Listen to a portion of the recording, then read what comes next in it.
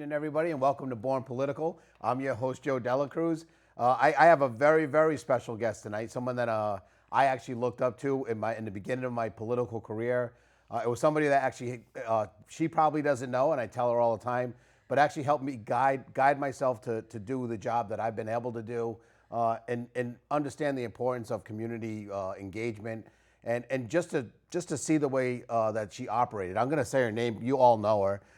Former city mayor, Marian Galbraith, and most of you probably know her because she was a school teacher.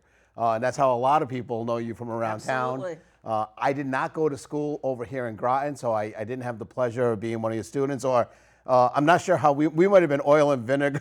No, I think we'd have been great. You think so? Oh, yeah. I wasn't the best student. My perfect kind. The perfect kind, not the best kind. So maybe we would have been perfect together, but I truly, truly mean that, and I've said that to you a bunch of times, I think, on air, off air, in front of camera, not with a camera, but to be on the council, I was the single sole Democrat, and you used to come in, and I think what I did learn about politics was if you're passionate because you're there because you want to make a difference and a change, and you know the subject, you're the person that didn't have to fiddle through paperwork and look at things. You just knew it because you were passionate and you wanted to know it walking into the room.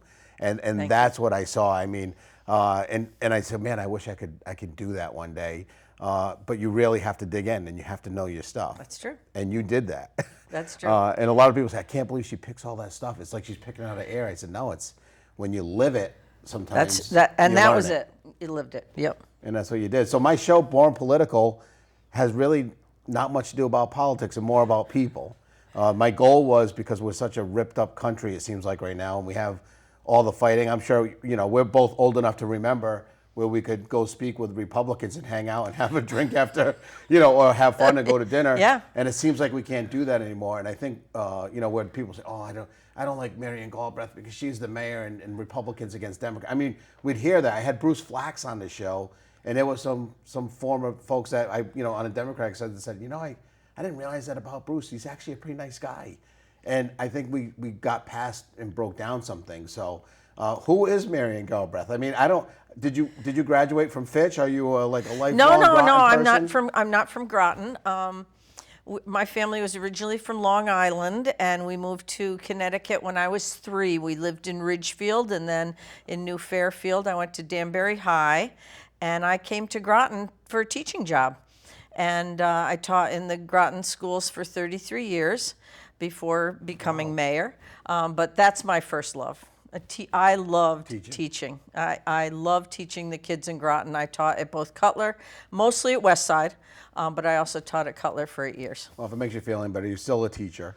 I mean, if you, I know it's just ingrained. Yeah, if you want to learn a lesson on a community engagement, and we're going to get into all the things that you've done and are doing still, but still going back, so to try to figure out how you got here. To me, the way that you're so passionate about Groton and Groton City, I didn't know until just now, or a little right before we were off air, that you didn't go to schools here. I just assumed you did.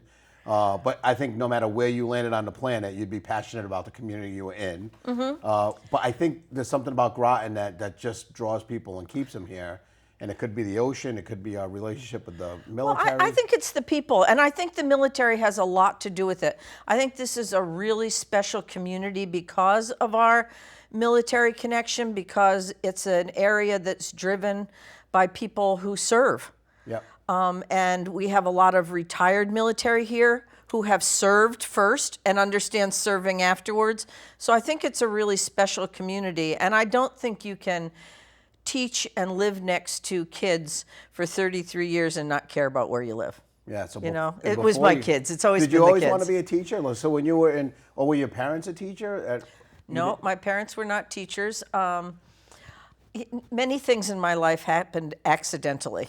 And becoming a teacher was accidental, although I can remember when we were kids, we used to have schools in the summer, and my friend and I would have schools. And first we taught our stuffed animals, and then we taught the neighborhood little kids.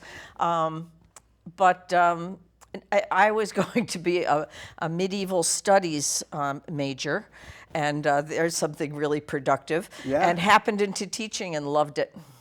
And so you had no real role model or just your teachers. I had great teachers. You had great I had teachers, fabulous but nobody teachers. that was just like that. You're like, I want to do this when you were, because a lot of No, I sometimes didn't think kids of say, it that way, "You but didn't." I did have fabulous teachers who, when I became a teacher, really were my wellspring of how to handle things Yep. and what it meant to be compassionate and what it meant to love kids who were not your own. Because I had many teachers who I know loved me and loved my fellow students, and that made a huge difference in our lives.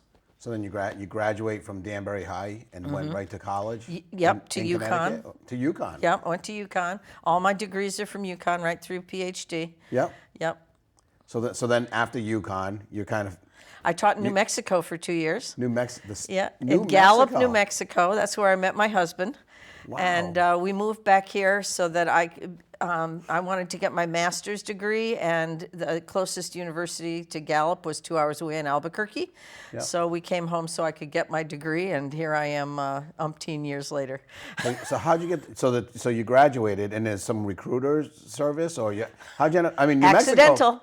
Mexico. Oh, this a is an accident. a friend of mine did go out there and interview, and I called her for her birthday, and she said, "You know, they still have reading jobs out here, if you want to come out." And I was just about to start my medieval studies program, and called someone, and he said, "Can you teach reading?" And I said, "Yes, I can." He said, "Can you be here Monday?" So I called my mother. I said, "I'm moving to New Mexico," and she said, "Did you fill out an application?" I said, "No." She said, "Call him back." So I called back and I said, "Should I fill out an application?" She said, "No, you can do that when you get here. We'd just be here Monday." Packed up the car and moved. It's funny you say that, because I mean, if you read what's in the news recently, you almost can just be a high school graduate and teach in Florida these days. They really, I mean, it's not to us. It's kind of ridiculous that they've lowered the bar to that point. But here you are in New Mexico without an interview, and you're going to go teach kids like that. There were no jobs in Connecticut in teaching when I graduated from UConn, which Yep. is why I was going to start another degree. So again, really fortunate, met my husband, came back here, got a job in Groton right away, and stayed here. I absolutely loved it right away. That's great. So, how'd you find out about this job? Just because there was no online, right? You had to, back then, like you're calling around. And I got a list of school districts and started sending out my resume when I decided that we were going to move back here for a while, and I got a couple of interviews, but I just liked Groton. I just meshed. Yeah. Bob Strauss was the principal at Westside, and we just meshed, and it worked out really well. So now you're teaching, and you have this great career, and a lot of people could walk away from a career like that and say, "Job well done, spike the football." But you said no. I want I want to become more. And I know you did a lot of different things around the city because that's who you are. But to run for mayor, we all know. I mean, I know personally, even making a decision. I think the RTM was an easy decision for most of us because it is getting your toes wet, and you're not committed. But when you run for council, you're knocking on doors, you're meeting people. But to run for the mayor, that becomes this full-time job, and more than a full-time job, probably 2 full-time jobs. And people love or hate you, and you have to deal with, just what most people don't have to understand and deal with. And I, there's people that don't like me at all, and I said, "You never met me." I don't believe that. There are. Well, then you're right. They never met you, because to meet you is to love you. Oh, thank you. Thank you. But a lot, I mean, the division that we have is just, well, the guy's a Democrat or he's a Republican. I can't talk to him. So, but you throw your hat in the ring. And I don't even, did you win the first time you ran? Or Yeah. You did? Yeah. Which is difficult to do. You're not, did you primary, or was it just you? No. In fact, actually, you know what? So I was on the city council. I believe I was unopposed the first time I ran for mayor, and not the second time, but I was the third time as well. But I knew a lot of people. So Yeah. what I always, and I'm really sad to see the divisions that have happened between people, because what I've always said to people is, you just have to remember that at the end of the day, this is your neighbor. Yes. At the end of the day, when you're done being mayor or whenever, you're still going to live next to this person. You're still going to go to the store and run into this person. These are your neighbors, and that was always important. And that was a lot of why I ran too, was to make sure that to see what I could do to maintain a lifestyle that I think was really beneficial for kids in Groton. Yep. A lot of what I did was about kids and families in Groton and making sure that they had the services that they needed and a community that supported them. Well, I moved from, God, this was the biggest move of a lifetime, from New London to Groton. You know, I still have, I played sports in New London. I was a New London guy, and to show up in the New London gym with black and red on, coaching my son in youth wrestling. It wasn't even high school. I never coached at that high of a level. When I say I played sports, I wasn't a great athlete, but I participated. But when I was able to coach my son and walk into a gym, the looks and the phone calls I got about showing up in the New London High School gym with red and black on, it was almost like I had given secrets to Russia, like that, almost on that level. People were really upset. But you basically came here and really didn't know anybody when you first got, because your husband was from New Mexico. He was from Oklahoma. Oh, Oklahoma. Same thing. He had gotten a job out there. Oh, so is he a teacher, or was he? He was a teacher too. Yeah, he taught at Fitch Middle. Well, he taught at Groton Heights first, and then Fitch Middle. But he retired from Groton schools too. So you met him at the school in Mexico. We both taught at Gallup Middle School. And ended up coming this way. What a little path that's a path that most people probably don't twist understand. of fate. Yeah. Do you guys go back to Nebraska at all and see his family, or because you're Oklahoma? Oh, Oklahoma. We do occasionally. Still has a brother there, but the rest of his family's kind of spread out in the country. Yeah, I end up going out Midwest too. People would call me and say, "Where you going? You going on vacation next week?" I said, "Well, kind of, but I'm going to Kansas for the week, and I'll be back." Kansas? Didn't you go to Kansas 2 years ago? I said, yeah, my wife's family's from there. So you find yourself going, and culturally, it's very different. Very. But the small town feel that you have when you go to a place like that, to me, is just, it's Topeka, it's the capital, and we're literally just driving around downtown and let's check out the Capitol, and you pull right up in front and just walk up the steps and walk in. I don't want to. It's similar to Hartford, I guess, if you went there and did the same thing, but this is like right on Main Parking's Street. harder in Hartford. Yeah, parking's a little bit more difficult. It's not as easy. So so your parents, were they? Because a lot of things that drive us, everything that drives us. To me, my mom and my father both influential. I got a lot of the traits I have from both of them, like we all do. Were they political? Yes, both of my parents were Democratic Town Committee members. Yeah. My mother and father were very into service. My father through the church, always, and well after he retired and into his older age, always volunteered for community and service, for community service. My mother was a big proponent of social justice, Yep. And those things drove a lot of who I am. Yeah. My parents are divorced, and I grew up with my mom, and just my understanding of what women, who they are and what they can do, and running a household, and she did it all. And if there was anything that was possibly chauvinistic that was in my body anywhere, she squeezed it out. Good. Yeah, but it's funny because it really does matter with who your role model is, and to Yes, have parents that everything that you said about your father just now just rings of you, just doing the community service, because now you're how many terms did you do as mayor? 3. So 3 terms 6 as years. mayor, Yep. 6 years as mayor, and now, like for me, I'm stepping away from politics too after 6 years. Ironically, I know our loss. Well, it's what I get it, but our loss.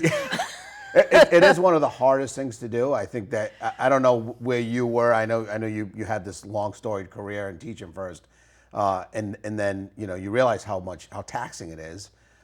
For me to still work full time and do it was tough. Oh, yeah.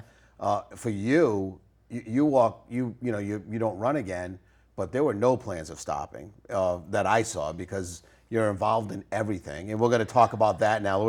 It's like half the show's gone, and we could talk about everything that you've done forever. I really believe that, but it's what you're going to do, because there's a lot of good things that are coming up in Groton that most people don't know. They don't understand. They when they see a park or a war memorial or all the things around Groton, that was done by people before us with a lot of meetings and a lot of sweat and a lot of tears. And whoa, excuse me. I remember being on the sale committee, not committee, on the town council when the sale committee was picking a location, which seems like it was 100 years ago. But that's the kind of effort that it takes to do these types of things. Yep. So I'm going to let you talk a little bit. I mean, you want to talk about the sale thing for the? Yeah, I'll talk about that first. And I know you're going to have somebody coming on soon who can tell you Yep. a lot more. So let me just get people a little up to date. We do have a location. We were able to give the town the money that was necessary to buy a strip of land next to the Groton Public Library. So it will be located next to the library. It'll be a beautiful monument. The location of the sail to the rudder will be proportional to the size of a submarine with a berm that will have the shape of a submarine. Give us lots of opportunity for education. We really are now getting into our fundraising because it's going to cost close to $2 million to do this. So if people want to give, they can give to us through grotonsale.givesmart.com online, but they're going to up be there right now, oh too. great. There are going to be lots of events coming up that people can participate in. We're going to have a groundbreaking in fall. Lots of things coming up. So the Groton sale is underway. And Rick Norris, who's been, being a council member, RTM member, I've heard him speak so many times because it's when it comes to building a school or maintaining a building in town, Rick knows the ins and outs of it. But he also knows how to get through the paperwork. And we're very fortunate to have him with us because of that background in project management. And, we're going to need to go through planning and zoning and things like that. He knows all about that. We have a great crew on this. do. Mark Offinger, the former town manager, is on there. Both the city and town mayor on our board. Admiral Paget, retired, chairs our board. Jim Streeter. I mean, we have some great people on that board. Really fortunate. I think what people don't realize is they'll drive somebody 5 years from now, or I don't know when the completion date's going to be, or whatever, how many years it takes, will drive by this monument and never realize the effort that went into putting it up. But what more important, I think what drives a group together, like the group you have, is our admiration and responsibility to our sailors and our service people. Yeah. So let me just talk about that for a minute because I think that this is a really unique monument because of who we are. We are the submarine capital of the world. And so this monument is to the men and women who design, build, serve on submarines, and the community and family that supports them. I mean, we've got everything here from nuts to whatever the end of that is, nuts to bolts in the submarine community, and that's what we are really honoring, is who we are as builders, as designers, as people who serve on submarines, as people who support that military community. That's what we're really trying to honor here. And I think that's a mission that all of us who live in this area, and I don't mean just Groton, southeastern Connecticut, understand how special it is to be a military community and the incredible role that this community, this region plays in our submarine service. I mean, it really is so unique. And we're the only really true military base in Connecticut, right here in Groton. I mean, we have some small Coast Guard stations, but not, and even a couple National Guard posts, but nothing like what this is. It's a city within a city. You being a teacher, I think probably imagining, because I never had to do this, and we were just across the river. My wife gained and lost best friends every year in school. Kids come, kids go. They might be here for 2 years, maybe 1 year, maybe 3 years. But and you're at the age where you forget who they were. Or exactly, I remember Johnny was my best friend in 2nd and 3rd grade, and then Johnny didn't come back to school. And it's something that I think that most communities don't deal with. And that's why even at the legislature, we would fight for money because I don't think people understand that kind of a transition when you lose a best friend. Because it's not just the kid that's moving. I mean, oftentimes I would think, oh my gosh, this kid's going to a 6 different school. But what about the kid that was left behind that was like, my best friend's gone? And I think that's something you probably had to deal with as a teacher and maybe didn't realize you were dealing with it, but just kind And of. I think as teachers and for many people in the community, it's important to us to be really home for that time that people are here. Yep. You know, every submarine sailor goes to school in Groton. I mean, that's a phenomenal thing. Yep. And then many of them come back to when they're then, you know, assigned to submarines with their families, and we want this to be home for the time that they're here. So that it's important to make it home and to be able to adjust to the needs of the kids and the families when they're here. I think the Navy does a good job. I've been to a few outreach programs where they really try to, give the people the layout of the town. Because when you come and you have two young kids, I think most people don't think that, you were stationed in San Diego and now you're coming to a spot where you don't have a personal doctor. Your kids don't have so my whole entire life was Dr. Beatman. Like that was who the guy was in New London. And like me and all the kids I went to school with, that was our doctor. And we knew who to go to. I think when that's why I tell people to reach out. If you are looking for something to do, I mean, first call Marian, she'll find something for you. There'll be something there's something to do all the time. But mostly if you don't want to do any backbreaking work or like digging or replanting, like I always see you guys doing flowers and stuff around. But if you want to just be that person that can guide somebody, I mean, there's a lot of different opportunities. Oh, especially mentor with what we programs do. through the schools, yeah. And I like the fact that this sale is going to. I mean, I feel like I'm one of those people. My You whole are. career was sheet metal all the way up into 2006 when I walked in the doors of Hillary Company and realized that it was nothing like the trade I was used to doing, but it's in our union. And here I did find myself working on parts of a submarine that I never really thought about before.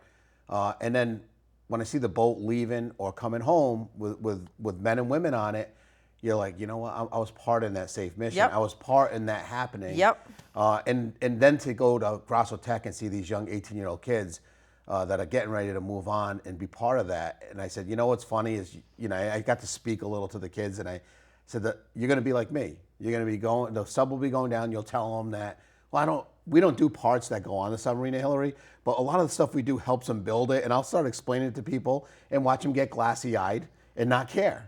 Because who cares about construction of it? And I said, you're gonna bore a lot of people in your life, but know that the most important part is the people that are gonna go on a boat for 6 months, and their families that are sitting on the rocks, maybe next to you, watching them leave, knowing that you had a part in making them safe, and to know that there's gonna be a monument that just kind of represents the whole, like you said. And that pride is exactly what we want to capture. It's just such a unique part of who we are here. Yeah, and I definitely feel it, and I think most people do. But it's good to have a monument for that. And that's why we wanted the USS Groton to be named the USS Groton in the first place. Exactly. It was about that pride of who we are and the role that we play.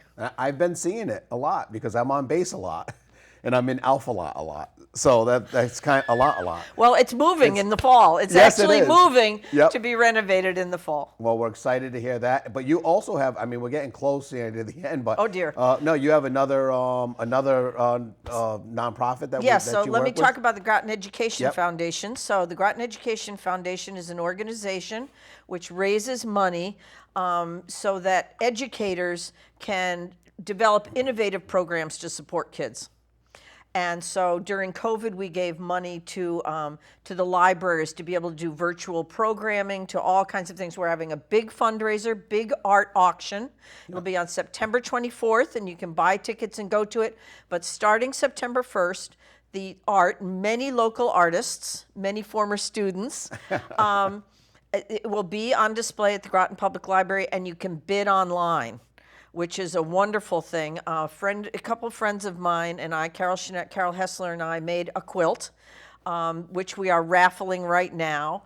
But there's lots of local artists, and all of the money will go back to educators so that they can do things that kids need to be able to learn. And is that for Groton only, or is this? This is the Groton Education Foundation. Groton. So it's just Groton, but it's teachers, and it's also other educators, the libraries, the Riverfront Children's Center, historical institutions, anybody who has any institution that has an idea of how we can better engage our kids in learning and support their learning needs can fill out an application at www.grotonedfund.org.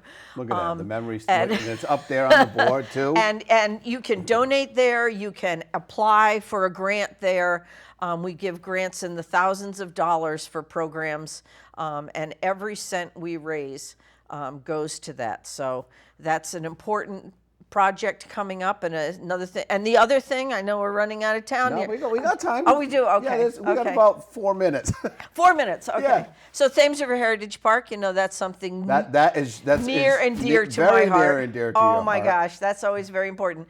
So I am still on the board. I'm no longer the president. I stepped down from the president of that, and Paul Weitzcarver, former CO of the base, Captain Weitzcarver, is now president of the Thames River Heritage Park, and he and I do tours on our boat. So the tours, in fact, there's a tour tonight for the full moon. They have full moon tours that they do, but lots of historic tours, and we do one called Submarines, Battlefields, and Betrayers. This should come as no surprise. Everything kind of wraps up into the submarine community, and we're doing one August 20th. But there are lots of tours, and people should go online and check those out because it's a really great organization. We're doing lots of things to support our historic institutions in this area, and we have 2 Navy boats to do it. And we got lucky because when you think of how blessed we are to be in the military community, but what Weitzcarver to me is like this plus person that came here because of the sub base, and now is here as a community member. Community involvement sector. He's running sector now, the Southeastern Connecticut Enterprise Region. So important. And you couldn't be more lucky. We're so fortunate. The funny thing is when somebody of that caliber gets on any board or becomes involved with something, it makes you say, oh, okay, this thing's real now. Or, and because, not because, when a lot of people look for boards, they look for just these really, people that are local that everyone knows. It's like, no, this person everyone knows, but they're also going to get their hands dirty. And they're going to make things happen, and that's you can't run the base without knowing almost everything. I mean, a base is like a city. It is.